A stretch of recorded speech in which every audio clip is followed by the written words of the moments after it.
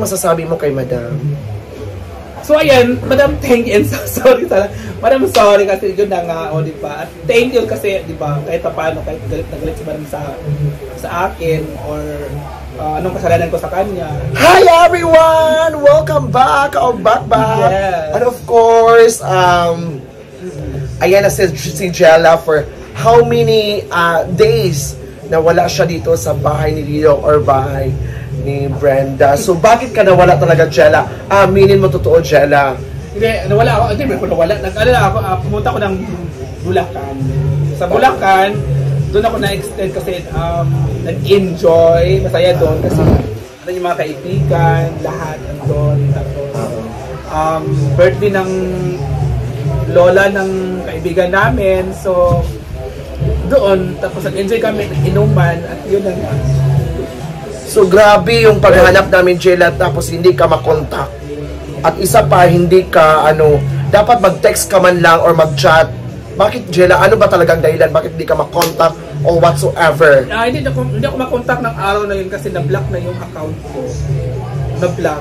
180 days ang block ng account ko. Almost 5 months.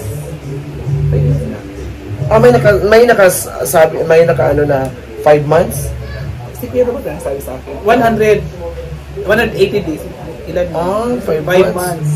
So, nung araw na yun, hindi ko ma-open yung ma-open yung account ko. Pero yung page ko nung araw na na-open.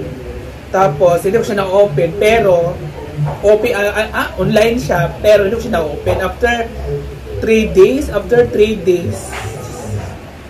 hindi na talaga, talaga siya, nag-log out na talaga siya ng kusa. Yun. So, Jella, I have something to tell you about this. So, kailangan mong sagutin mo ng totoo, Jella. So, since si Brenda is inutusan ka daw ng bumili ng isda. So, ba't hindi ka bumalik? Hindi, ganito kasi yun. Hindi ako nakabalik, which is, kachat ko si Brenda ang araw na yun. Sabi niya, bili ka isda yung, ito, ganyan, kasi ito. Sabi ko, sige, Dam. Tapos sabi ko sa kanya, ay, Dam. Paano ba sinabi yun? Pagka nakalimutan, hindi pala, sige, Dam. Tapos, nung araw na yun, pag sabi niya nga, bili ako isda, kasi yun ang ulamin namin. Hindi ako nakaka-uwi, kasi, yung kaibigan ko, pinigilan ako na huwag ka munang umuwi. Dito ka muna. Bukas sila lang umuwi. Nung kinabukasan, nagyayaan sila na pupunta ng Bulacan kasi birthday ng Lula. Sumama ako, which is mali yung ginawa ko. And yung pambili ng isda ni Madam, wala, nagamit ko sa inuman. Oh, di ba? Totoo ba talaga nga nagasto mo sa, huwag kang tumawa siya, nagasto mo sa inuman? Yung pera? Totoo naman talaga. Nagastos ko sa inuman yun. Nagasto mo. So at least umamin ka, di ba? Nagastos sa inuman kasi nung araw na yun, nalasing na ako. Tapos, hindi ko alam. At tapos, nag-isan kami ng 2 araw. Nag-isan ako ng 2 araw doon. At tuloy-tuloy yung inuman, yun, nagastos ko talaga. Tapos, hindi pala nagastos sa buhod talaga. Iba ka pa talaga uminom kasi parang kang garbosa. Hindi, nagastos ko yun. Ang 1.5 yung nagastos ko. Tapos nung natakot ako kay Mas na ganito, sobrang takot talaga ako, kinabahan ako, hindi ko alam ano sabihin ko. Magkano ba talaga pera dala mo, Jella? Magkano aminin mo? Malaki. Magkano? Wag na, malaki. Malaki. So, yung pera na yun andun kay Madam. Yun nga, nagastos ko nga kasi ko sa inuman. Tapos ngayon, galit na galit si Madam sa akin. Hindi ko alam paano ko siya. So, Siyempre, Jella, sa lahat naman, kasi, sa tao kasi, parang nawala yung trust sa'yo eh. Kasi alam mo naman na hindi sa'yo yun, kasi, para kay Madam yun, ginasto mo. So, paano mo siya babayarin, Jella? Paano mo siya babayarin si Madam? Kasi yung pag-trust niya sa'yo, parang nawawala na eh. Kung magkapera rin tayo or magkasweldo, gano'n. Mag-abot-abot na konti kahit kundi lang ang sahod natin. At syempre, na-block talaga yung account ko ngayon. Wala, 5 months ako, walang sahod sa Facebook. 5 months. So, 180 days. So, 180 days. So, grabing nagtaka, grabing mga followers. hinahanap ka. At syempre, alam mo guys, galit na galit ako. Parang naawa ko kay Jella, pero parang nagagalit ako sa kanya kasi hindi man siya nagpaalam sa amin at saka hindi siya kahit chat man lang or message man lang, hindi siya nag-chat, hindi siya nagme-message. After 3 days na namin nalalaman na nagla-live siya sa Facebook, doon namin nalalaman, tapos na-contact namin siya, sabi niya, alam mo Jen, na-chat ko yung lalaki na pinsan ng friend mo. Basta na-chat ko siya, nakita ko siya sa sa friends, Facebook na friends sa iyo. Na-chat ko siya, sinabi ko sa kanya, alam mo, wala kang alam mo,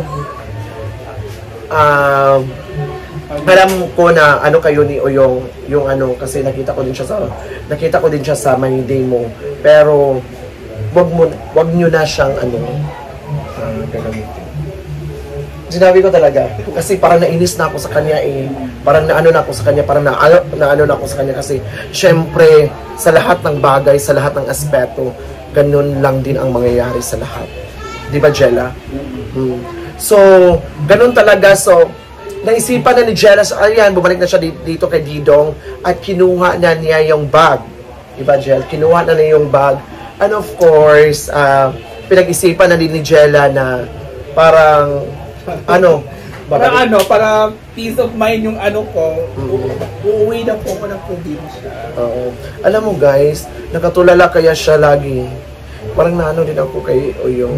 Nakatulala siya Kasi parang dami kang iniisip dahil. Pero hindi mo sinasabi sa amin. Parang kaya yan? Yan hindi ko makabuang ba yan na? Ito na talaga, marami ko iniisip. Pero siya kanina, kinausap ko siya kanina, tapos parang ang layo yung niya, parang ang layo yung iniisip niya. Siguro it's a family problem or whatever. Siguro. Ayan, so anong masasabi mo, Jella, sa mga followers mo na grabe yung hinahanap ka talaga, Jella? Anong masasabi mo? Hindi, yung masasabi ko lang naman, okay naman ako at pag ako lang mag-isa, maraming iniisip talaga. Iniisip ko yung mga bagay-bagay na hindi dapat iisipin. Inako ko yung mga problema na hindi naman dapat problemahin. Yun, ang dami ko iniisip talaga. Tapos, thank you kasi dyan pa sila palagi silang sumusuporta sa akin kasi nga kahit paano inanap nila ako at minahal talaga nila ako ng tuto. So may nagtatanong sa kanya, so since uuwi ka ng probinsya ngayong so kanino ka mapasalamat?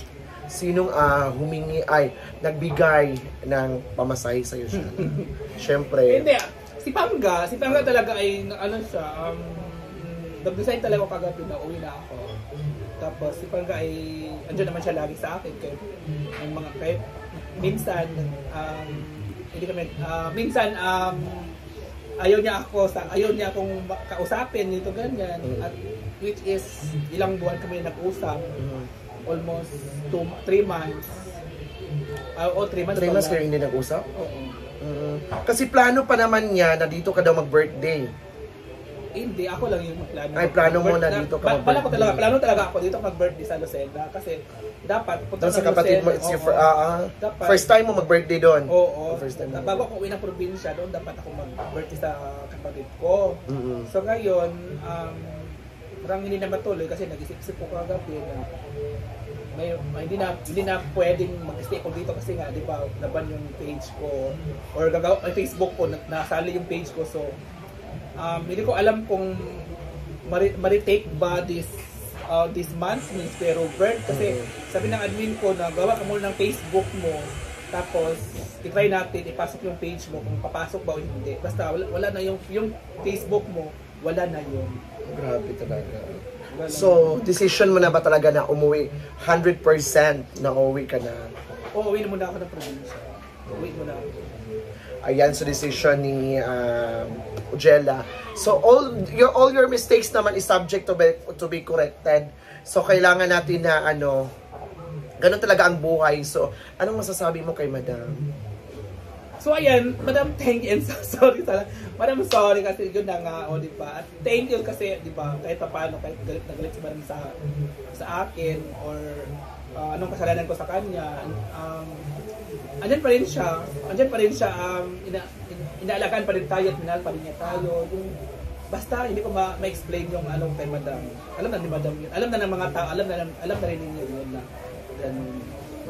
That's Jella. Ayun, so thank you so much everyone. This is a short talk to Jella. Is one-on-one talk kasi hindi naman siya wala talaga yung page siya. Clarify na lahat na wala yung page niya. At least dumating na siya dito. Or uwi na talaga siya dito kasi hindi naman siya dito nakatira kasi ayaw na niya dito. Doon siya sa bahay ni Tiyoki. Ayan, so thank you so much everyone. This is Inday Katok and of course, Bagyong Uyo. see you on our next vlog.